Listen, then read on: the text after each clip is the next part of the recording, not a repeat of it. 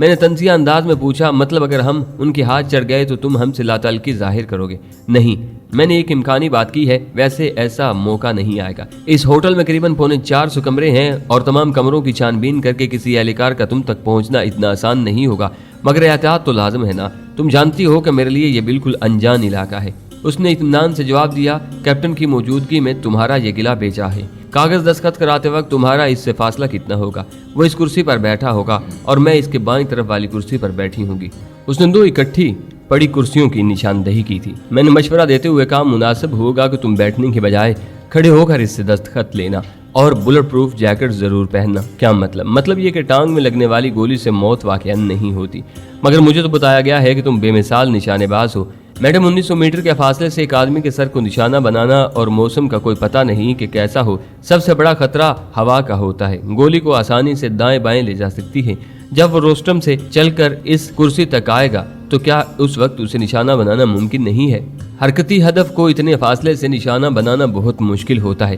ٹھیک ہے، میں کوشش کروں گی کہ کھڑے ہو کر اسے دستخط لوں، لیکن اگر اس نے مجھے بیٹھنے کا کہا تو یقیناً میں انکار نہیں کر سکوں گی۔ یہ کاغذ تمہاری بجائے کوئی اور دستخط کرانے نہیں آ سکتا؟ نہیں، اور اگر آ سکتا تب بھی میں خود ہی آتی کہ دوسری صورت میں شک کی زد میں آ سکتی ہوں۔ تیز ہوا چلنے کی صورت میں کیا میں گولی نہ چلانے کا فیصلہ کر سکتا ہوں؟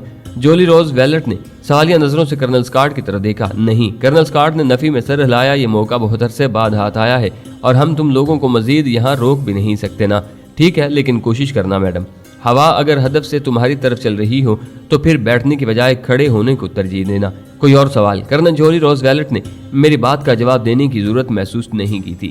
شکریہ مادام، میں نے کہا جبکہ جینیفر نے نفی میں سر ہلانے پر اکتفا کیا تھا۔ ٹھیک ہے، تمہارے پاس 1 گھنٹے کا وقت ہے۔ یہ ساری تفصیلات ایک بار پھر اس پریزنٹیشن میں دیکھ لو۔ 2 گھنٹے بعد تمہیں یہاں سے روانہ ہونا ہوگا۔ یہ کہہ کر کرنل اسکاٹ کھڑا ہو گیا۔ کرنل جولی روز ویلٹ نے بھی اس کی تلقید کی تھی۔ ہم دونوں نے بھی اٹھ کر انہیں تعظیم دی۔ وہ لیپ ٹاپ کو آن چھوڑ کر چلے گئے تھے۔ ان کے جانے کے بعد جینیفر مجھے اس جگہ اور ارد گرد کی عمارتوں سے واقفیت دلانے لگی۔ اس کی باتیں سن کر مجھے کرنل اسکاٹ کی بات بالکل صحیح لگنے لگی تھی کہ اس مشن میں جینیفر سے اچھا ساتھی مجھے نہیں مل سکتا تھا۔ تمام پہلوؤں کا ایک بار پھر جائزہ لینے کے بعد ہم دونوں جانے کے لیے تیار تھے۔ میں نے کہا، میرا خیال ہے میں ایک بار اپنے ساتھی سے مل لوں۔ ٹھیک ہے، تم ہو آؤ۔ جینیفر نے اسبات میں سر ہلایا۔ میں وہاں سے سیدھا اپنے کمرے میں آیا۔ سردار ٹی وی دیکھ رہا تھا۔ مجھے دیکھتے ہی شکوہ کنا ہوا، آج کل نظر ہی نہیں آتے ذیشان بھائی۔ میں نے ہنستے ہوئے کہا، تمہاری نظر لیزونا سے ہٹے تو ہم نظر آئے نا۔ کہہ سکتے ہو بھائی، اس نے منہ بنا کر کہا۔ اچھا، میں تمہیں الوداع کہنے آیا ہوں۔ کیا مطلب؟ اس نے حیرانی سے پوچھا۔ میں اور جینیفر بس کچھ دیر میں نیو یارک روانہ ہو جائیں گے، مجھے بھی ساتھ لے چلتے۔ ہم کوئی سیر سپاٹے کے لیے نہیں جا رہے، اسی لیے تو کہہ رہا ہوں، اوپر خلوص لہجے میں بولا۔ بس یار دعا کرنا۔ میں نے اسے الوداعی معانقہ کیا اور واپس مڑ گیا۔ جینیفر کی خوبصورت BMW کار میں بیٹھ کر ہم نیو جرسی سے نیو یارک روانہ ہو گئے۔ 2.25 گھنٹوں میں ہم نیو یارک پہنچ گئے تھے۔ نومیڈ ہوٹل میں ہمارے لیے ایک کمرہ اصل ناموں سے بک تھا۔ وہاں ہمارا حلیہ بدلنے کے لیے میک اپ کا ایک ماہر موجود تھا۔ ہم نے اپنا حلیہ بدلی کیا اور وہاں سے باہر آ گئے۔ جینیفر ایک نیگرو لڑکی کے روپ میں تھی۔ اس کے چہرے، گردن اور ہاتھوں پر مخصوص کالے رنگ کی باریک جھلی ایسے چپکا دی گئی تھی کہ معلوم ہی نہیں ہوتا تھا کہ یہ وہی سرخ و سفید جینیفر ہے۔ اس نے جینز کے ساتھ مکمل بازو والی قمیض پہنی تھی، یوں باقی جسم لباس میں چھپ گیا تھا۔ اس نے سر پر گھنگریالے بالوں والی وگ پہن لی تھی۔ میں خود اس وقت ایک گورے کے بحروف میں مستور تھا۔ چونکہ انگلش پر دسترس رکھنے کے باوجود میرا لہجہ امریکیوں سے یکسر مختلف تھا، اس لیے جینیفر نے مجھے زیادہ بات چیت سے منع کر دیا تھا۔ البتہ روزمرہ کے چند فکرے میں نے امریکیوں کے انداز میں کہنا رٹ لیے تھے۔ نومیڈ ہوٹل سے فور سیزن ہوٹل تک اتنا زیادہ فاصلہ نہیں تھا۔ ہم ٹیکسی میں بیٹھ کر فور سیزن ہوٹل کی جانب روانہ ہو گئے۔ سپیر کا وقت تھا، رش کافی زیادہ تھا۔ یوں بھی نیو یارک دنیا کے چند بڑے شہروں میں سے ایک ہے۔ 15-20 منٹ میں ہم فور سیزن ہوٹل کی بلند و بالا عمارت کے سامنے تھے۔ نیچے اتر کر جینیفر نے کرایہ ادا کیا اور ہم اندر کی طرف بڑھ گئے۔ استقبالیہ پر بیٹھی لڑکی سے جینیفر خود مخاطب ہوئی تھی۔ تھوڑی دیر بعد ہم لفٹ کے ذریعے بلند ہو رہے تھے۔ کمرہ نہایت شاندار، صاف ستھرا اور ہوادار تھا۔ دروازہ اندر سے لاک کر کے ہم نے بیڈ کے نیچے سے پیک شدہ ہیوی سنائپر نکالی۔ اس کے ساتھ ایک بیگ میں سنائپنگ سے متعلقہ سامان یعنی دوربین، لیزر، رینج فائنڈر، ونڈ میٹر وغیرہ بھی موجود تھے۔ سامان واپس رکھ کر ہم سیڑھیوں کے ذریعے چھت پر پہنچے۔ اندھیرا گہرا ہو گیا تھا۔ نیچے جھانکنے پر روشنیوں کا سیلاب نظر آ رہا تھا، لیکن کتنی زیادہ بھی روشنی کیوں نہ ہوتی، ہدف کا تفصیلی جائزہ لینا ممکن نہیں تھا۔ البتہ اگلے دن کے لیے ہم نے اپنے بیٹھنے کی جگہ کا چناؤ کر لیا تھا۔ تھوڑی دیر چھت پر گزار کر ہم نیچے اتر آئے۔ کھانا ہم نے روم سروس کے ذریعے کمرے میں ہی منگوا لیا تھا۔ چونکہ ہوٹل میں مسلمانوں کے لیے حلال کھانا دستیاب تھا اس لیے مجھے کوئی پریشانی نہیں ہوئی تھی۔ کھانا کھا کر ہم نے تھوڑی دیر کل کی کارروائی پر بات چیت کی اور پھر سونے کے لیے لیٹ گئے۔ مجھے اس کی عادت کا پتہ تھا اس لیے میں نے اس کے ساتھ بستر پر لیٹنے سے گریز کیا تھا۔ مجھے صوفے پر لیٹتا دیکھ کر بس مجھے وہ گھور کر رہ گئی تھی۔ صبح سویرے اٹھ کر ہم سیڑھیوں کے ذریعے چھت پر پہنچے اور وہاں ہیوی سنائپر اور دوسرا سامان چھپا کر رکھ دیا۔ پھر نیچے آ کر ناشتہ کرنے لگے۔ کافی کا سپ لیتے ہوئے وہ سرسری لہجے میں بولی، مشن کی تکمیل کے بعد ہم نے فوراً یہ ہوٹل چھوڑنا ہے نا؟ جی، طے تو یہی ہوا تھا۔ اگر اس وقت میں حکمت عملی میں کوئی تبدیلی کر دیتی ہوں تو تم بحث میں نہ الجھنا، بس میں جو کہوں خاموشی سے اس پر عمل کرنا۔ کیا مطلب کو چھوڑو، تمہیں یہاں سے بخیریت واپس لے جانا میری ذمہ داری ہے اور برائے مہربانی چوں چرا کیے بغیر میری ہدایات پر عمل کرتے رہنا۔ جو کچھ کرنا ہے ہم اس پر کافی تفصیل سے بحث کر چکے ہیں، پھر تمہاری اس بات سے میں کیا نتیجہ اخذ کروں؟ میں نے جھلا کر پوچھا۔ یہی کہ میں تم پر کوئی آنچ نہیں آنے دوں گی۔ میری آنکھوں میں جھانکتے ہوئے وہ ایک عزم سے بولی۔ اس وقت مجھے اس کی آنکھوں میں سوائے سچائی کے اور کچھ نظر نہیں آ رہا تھا، یا شاید وہ اتنی اچھی اداکار رہی تھی کہ مجھے اس کا اصل چہرہ دکھائی نہیں دے رہا تھا۔ میں نے خاموشی سے سر جھکا لیا۔ 9 بجے کے قریب ہم اوپر پہنچے۔ ہوٹل سیکیورٹی کی وردی میں ایک آدمی جینیفر نے چھت کے دروازے پر متعین کر دیا تھا تاکہ ہمیں کوئی ڈسٹرب نہ کرے۔ ہمارا کام پورا ہوتے ہی اس نے وہاں سے رفو چکر ہو جانا تھا۔ اس کی موجودگی میں ہم دونوں بے فکر ہو کر اپنے کام کر سکتے تھے۔ دن کی روشنی میں ہمیں مطلوبہ عمارت آسانی سے نظر آ رہی تھی۔ دوربین کی مدد سے میں نے اس عمارت کا اچھی طرح جائزہ لیا۔ تقریب کے لیے وہاں کرسیاں اور روسٹم وغیرہ رکھ دیا گیا تھا۔ چھاتی تک تو ہدف نے روسٹم کے پیچھے چھپ جانا تھا، اس سے اوپر بلٹ پروف شیشہ لگا ہوا تھا۔ جینیفر کو موبائل فون پر کارروائی میں ایک چھوٹی سی تبدیلی کا پیغام موصول ہوا کہ برین ویلز نے اپنی تقریر کے بعد کاغذ دستخط کرنے تھے اور اس کے بعد صحافیوں کے سوالات کا جواب دینا تھا۔ میں نے اس عمارت کے گرد موجود اونچی عمارتوں پر سرکاری اہلکار گھومتے دیکھے۔ عمارت کو بھی پولیس کی تیز رفتار کاروں نے گھیرا ہوا تھا۔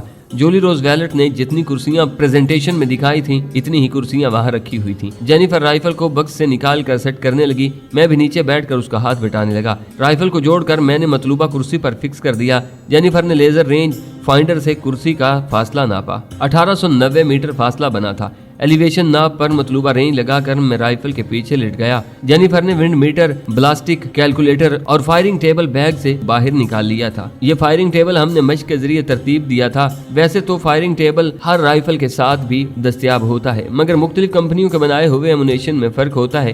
درجہ حرارت اور ہوا میں موجود نمی وغیرہ بھی ہر علاقے میں یکساں نہیں ہوتی، جبکہ ان چیزوں کا فائر پر بہت زیادہ اثر پڑتا ہے۔ اگر بنظر انصاف دیکھا جائے تو سنائپر رائفل سے نشانہ بازی کسی سائنس سے کم نہیں ہوتی، البتہ عام نشانے بازی میں ان سب باتوں کا خیال نہیں رکھا جاتا۔ میں نے پوچھا، میگزین میں گولیاں بھر دی ہیں؟ بھر دیتی ہوں۔ اس نے میگزین اتار کر بیگ سے 2 گولیاں نکالی اور میگزین میں ڈال کر میگزین دوبارہ رائفل سے جوڑ دی۔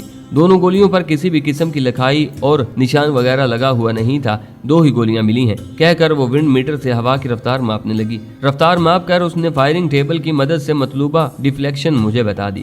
ابھی تک ٹھہرو، ہوا کا کوئی اعتبار نہیں ہے کہ رک جائے یا تیز ہو جائے۔ جس وقت ہدف روسٹم چھوڑ کر کرسی کی جانب حرکت کرے گا اس وقت تم نے ہوا کی رفتار معلوم کر کے مطلوبہ ڈیفلیکشن بتانا ہوگی۔ ٹھیک ہے، کہہ کر اس نے دوربین اٹھائی اور میرے ساتھ ہی الٹی لیٹ کر اطراف کا جائزہ لینے لگی۔ میں یہ کام ٹیلیسکوپ سائٹ کی مدد سے کر رہا تھا۔ ویسے ایمونیشن معیاری تو ہے نا؟ ایک اندیشہ میرے ذہن میں کلبلایا اور میں نے جینیفر کے گوش گزار کر دیا۔ یہ بالکل وہی ایمونیشن ہے جس سے تم مشق کرتے رہے ہو، بس کیس اور بلٹ پر کوئی نشان وغیرہ نہیں ہے۔ اس کے جواب پر میں نے اطمینان سے سر ہلا دیا تھا۔ قارئین کی معلومات کے لیے بتاتا چلوں کہ ہر سنائپر رائفل کا ایمونیشن مختلف کمپنیاں بناتی ہیں اور ہر کمپنی ایک مخصوص گرین بارود کیس میں بھرتی ہے۔ گرین کا مطلب گولی میں بارود کی مقدار ناپنے کا پیمانہ ہے۔ انتظار کے لمحات طویل ہونے کے باوجود بیت جایا کرتے ہیں۔ آخر وقت آ ہی گیا۔ برین ویلز اندرونی عمارت سے محافظوں کے نرغے میں برآمد ہوا اور سیدھا روسٹم کے پیچھے آ کر رک گیا۔ 2 محافظ اس کے دائیں بائیں اور 3 پیچھے کھڑے ہو گئے تھے۔ جینیفر مسلسل رنگ بدلتی ہوا کو ونڈ میٹر سے ماپ رہی تھی اور پھر جیسے ہی برین ویلز روسٹم کو چھوڑ کر کرسی پر بیٹھنے کرنل جولی روز ویلٹ کی جانب بڑھا، جینیفر فوراً مطلوبہ ڈیفلیکشن معلوم کر کے سائٹ پر لگانے لگی۔ میں نے اعصاب کو پرسکون کر کے کرسی کا نشانہ ساتھ لیا تھا۔ برین ویلز جو ہی قریب پہنچا، کرنل جولی روز ویلٹ کھڑی ہو گئی اور پھر شاید اس نے اسے بیٹھنے کو کہا تھا کہ وہ اس کے سامنے فائل دھرتی ہوئی بیٹھ گئی تھی۔ ہوا نارمل ہی تھی لیکن پھر بھی کرنل جولی روز ویلٹ کے دل میں خوف کی موجودگی یقینی تھی۔ اسے معلوم تھا کہ جو شخص اس کے اتنے قریب بیٹھا ہے اس نے گولی کا نشان نہ بننا ہے اور نشانہ باز کی ہلکی سی غلطی سے وہ گولی برین ویلز کی بجائے اس کے سر میں پیوست ہو سکتی تھی۔ गहरा सांस लेकर मैंने निशाना साध लिया। जेनिफर ने भी आंखों से दूरबीन लगाते हुए मुझे धीमे लफ्जों में तसल्ली देना शुरू कर दी थी। जी, तुम ये कर सकते हो, तुम्हारे लिए बिल्कुल मुश्किल नहीं है। इत्मीनान से ट्रैगर दबाना कि हमारे पास बस एक ही गोली फायर करने का मौका है। हल्की हवा दाएं से बाएं चल रही थी। जेनिफर की डिफ्लेक्शन लगाने के बाद हवा की रफ्तार में थोड़ा इजाफा हुआ था, लेकिन अब हिसाब किताब का वक्त गुजर चुका था। कर्नल जोली रोज वैलेट भी ब्रेन वेल्स के दाएं जाने बैठी हुई थी। हवा की रफ्तार में इजाफा जेनिफर ने भी महसूस कर लिया था और ये बात मुझे बताने में उसने देर नहीं लगाई थी। जी, हवा में थोड़ी तेजी आ गई है। मगर मैंने उसकी बात का जवाब दिए बगैर अपनी शस्त थोड़ी सी दाएं तरफ कर दी। ये अंदाजा हर स्नाइपर के जाती तजुर्बे के मरहून मिन्नत होता है। इस बारे में ना तो कोई उस्ताद सिखा सकता है और ना किसी किताब में यह दर्ज होता है। और यही अंदाज एक आम निशानेबाज और अच्छे निशानेबाज में तमीज की वजह बनता है। हदफ के सर झुकाकर दस्तखत करने तक मैं मुंतजिर रहा। यूं ही उसने फाइल बंद करके कर्नल जॉली रोजवेलट की समत बढ़ाई। उस वक्त सेकंड भर के लिए साख्त हो गया था। मैंने सांस रोकते हुए एकदम ट्रैगर खींच लिया। हल्के से धमाके के साथ गोली मिजल से निकली। मेरे कंधे को जाने पहचाने झटके का दबाव महसूस हुआ और इसके साथ जेनिफर बच्चों की तरह कलकारी मारते हुए मुझसे लिपट गई। आई लव यू जी, वो वारफ्तगी से बोली। तुमने कर दिखाया। टेलीस्कोप साइट में मुझे वहां भगदड़ मचती हुई नजर आ रही थी। उठो। मेरे चेहरे को अपने होठों का निशाना बनाकर वो खड़े होते हुए बोली। मैं फौरन खड़ा हो गया। राइफल और दूसरा सामान उठाकर हम फौरन नीचे की तरफ भागे। छत के करीब पहला कमरा खाली था। उसे मास्टर की से खोलकर हम अंदर दाखिल हुए। राइफल और दूसरे सामान को बेड के नीचे धकेलकर हम सराज से बाहर निकले। सिक्योरिटी गार्ड की वर्दी में मलबूस हमारा साथी फायर होते ही गायब हो चुका था। लिफ्ट का इंतजार करने के बजाय हम सीढ़ियों के जरिए नीचे उतरने लगे। मंसूबे के मुताबिक हमें 3-4 मंजिल नीचे उतरकर लिफ्ट पकड़ना थी। 48वीं मंजिल पर हमें लिफ्ट खाली मिली। पहली मंजिल के बजाय जेनिफर ने 5वीं मंजिल का बटन दबा दिया। मैंने पूछा, हमने तो नीचे उतरना था। जी बिल्कुल खामोश रहो, जेनिफर ने आहिस्ता से मुझे छिड़का। तेज रफ्तार लिफ्ट ने हमें जल्दी ही 5वीं मंजिल पर पहुंचा दिया था। मुझे साथ लेकर वो मखसूस कमरे में घुस गई। अंदर घुसते ही उसने फौरन विग उतारी, चेहरे पर चढ़ा मास्क उतारा और असल शक्ल में आ गई। हाथ पर चढ़े बारीक काले दस्ताने उतार कर उसने मेरी परवाह किए बगैर अपनी जीन्स की पतलून भी उतार दी थी। नीचे उसने बारीक अंडरवेयर पहना हुआ था। मैंने फौरन अपना रुख दूसरी जानिब मोड़ लिया। चंद लम्हे बाद उसकी आवाज आई, अब तुम मेरी जानिब देख सकते हो। वो काले रंग की चुस्त पतलून और सफेद रंग की शर्ट पहन चुकी थी। उसके ऊपर एक काले ही रंग का कोट पहनकर वो मेरी तरफ मुतवज्जा हो गई। उसने मेरा मास्क उतारा और वहां पर मौजूद बैग से एक दूसरा मास्क निकाल कर मुझे पहनाने लगी। मेरे स्किन कलर के दस्ताने उतार कर उसने मुझे दूसरे दस्ताने पहना दिए और एक दूसरा लिबास निकाल कर उसने मुझे लिबास बदलने का कहा। उसी वक्त दरवाजे पे हल्की सी दस्तक हुई। मुझे साइड पर होने का इशारा करके उसने आगे बढ़कर दरवाजे में लगे मखसूस सुराख से बाहर झांका और फिर मुतमिन होकर दरवाजा खोल दिया। अंदर दाखिल होने वाली शख्सियत देखकर मुझे हैरत का शदीद झटका लगा था, क्योंकि वो भी जेनिफर ही थी, बिल्कुल उसी हुलिये में जिसमें असल जेनिफर खड़ी थी। जी, इसकी बातों पर अमल करना। मेरे करीब होकर उसने एक बार फिर अपने जज्बात का इजहार किया और सराज से बाहर निकल गई। शायद तुम लिबास बदली कर रहे थे। उसका लहजा जेनिफर से बहुत मुमासिल था। मैंने इस बात में सारी लाने पर इक्तिफा किया था। यूं भी मैं काफी उलझ गया था कि वो सारा ड्रामा मेरी समझ में नहीं आ रहा था। तुम यहीं तब्दील कर लो, मैं ड्रेसिंग रूम में चली जाती हूँ। बेड पर रखा बैग उठाकर वो ड्रेसिंग रूम की तरफ बढ़ गई। मैंने भी जल्दी जल्दी लिबास तब्दील कर लिया। जब वो ड्रेसिंग रूम से निकली तो उसकी शक्ल बिल्कुल बदली हुई थी। जेनिफर के बाल सुनहरी थे, जबकि उस लड़की के बाल काले और बिल्कुल लड़कों के अंदाज में तरछे हुए थे। मेरा लिबास और पाकी का सामान उसने काले रंग के बैग में मुंतकिल किया और बैग कंधे से लटकाते हुए बोली, यहीं रहना, कहीं जाने की कोशिश न करना। तुम कहाँ जा रही हो? मैं ये सामान ठिकाने लगा दूं। मैंने पूछा, वापस आओगी? नहीं। उसने नफी में सर हिलाया और बाहर निकल गई। मैं सर पकड़ कर बैठ गया। कभी सोचता कि मुझे जेनिफर पर एतबार करना चाहिए कि वो मुझे नुकसान नहीं पहुंचा सकती, और कभी ये ख्याल आता कि मैं किसी बड़ी साजिश का शिकार बन गया हूँ।